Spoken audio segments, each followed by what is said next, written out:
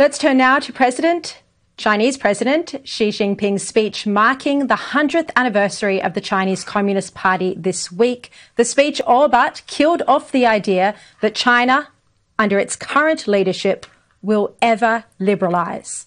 Instead, the speech pointed to an even more controlling Communist Party. Let's bring in now the Executive Director of the Australian Strategic Policy Institute, Peter Jennings. Peter, it's great to see you again. Xi Jinping has hit out at perceived bullies in his speech. How aggressive did you find it? And what did it say about how China intends to position itself globally?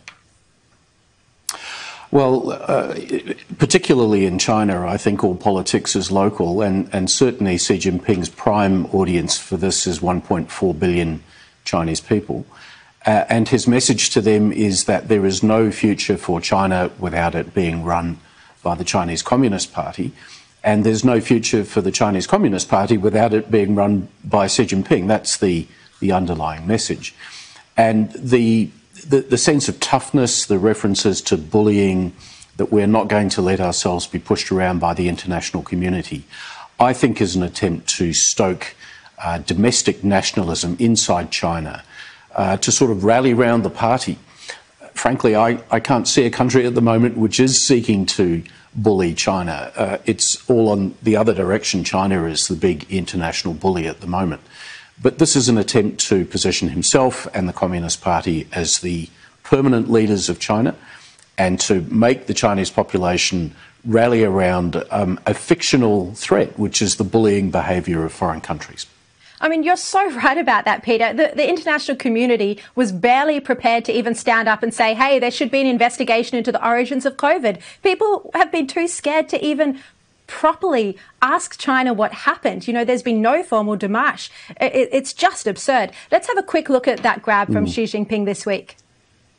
The Chinese people will never allow any foreign forces to bully, oppress, or enslave them. Anyone trying to do so will most certainly face bloodshed in front of a great wall of steel built by more than 1.4 billion Chinese. Peter, this so-called, celebration of the 100th anniversary of the Communist Party took place in Tiananmen Square. What message was China sending by holding the event on this site? Well, it has massive symbolic importance. I think for people outside of China, perhaps the first thought is the killing of Chinese students in and around Tiananmen Square 30 or so years ago. But for average Chinese who have not been allowed to learn about the Tiananmen Square massacre, what you have there is the traditional seat of power of the Chinese state going back centuries. When Xi Jinping was speaking, he's actually looking down the length of the square towards the mausoleum of Mao Zedong at the other end of the square. So this is an expression of power, and in particular it's an expression now of Xi Jinping's sole personal authority as he stands above that painting of Chairman Mao. He's basically saying that China is going to remain a one-party state indefinitely, and he's going to be the leader of that one-party state.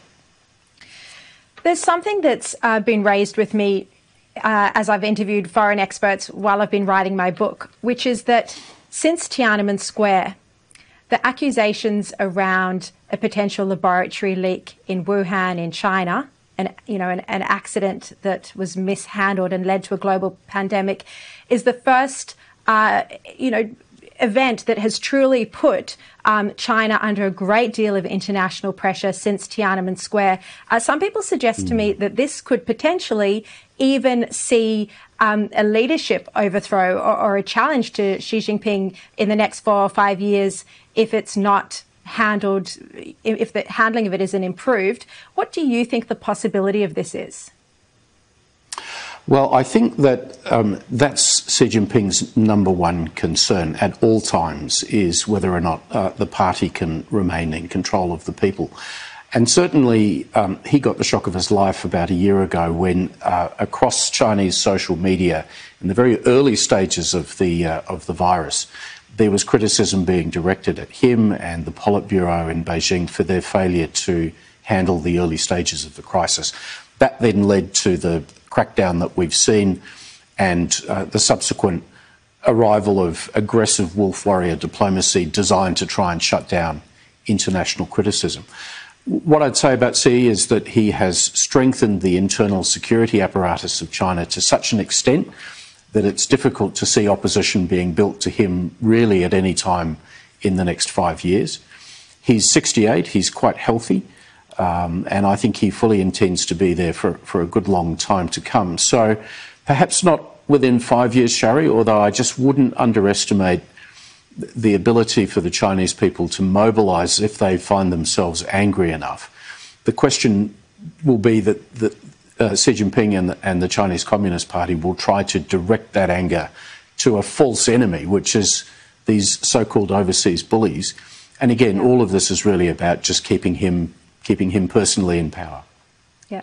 Look, finally, Peter, what we've been witnessing with Hong Kong is just so heartbreaking and terrifying. You know, journalists and editors being arrested at the airport as they're trying to flee.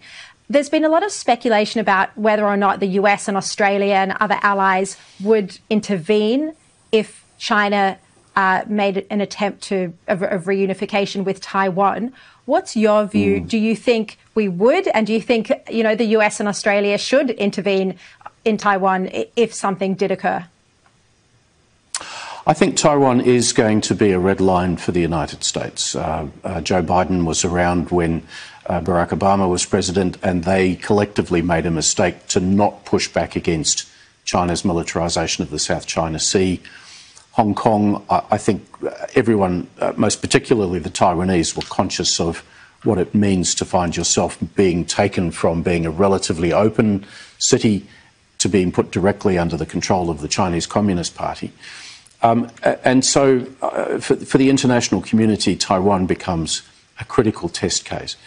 If Biden is not prepared to strongly stand up for the defence of Taiwan as a democracy of 24 million people, the first question we should be asking ourselves in Australia, Shari, is what hope do we have as a democracy of 25 million people, perhaps not quite as strategically significant to the United States as Taiwan is.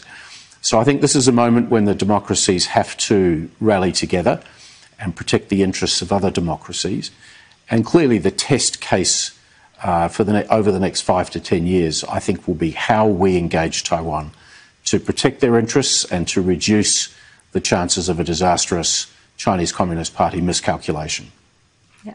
Peter Jennings, thank you very much for your time this evening. Really appreciate it. My pleasure, Shari. Thank you.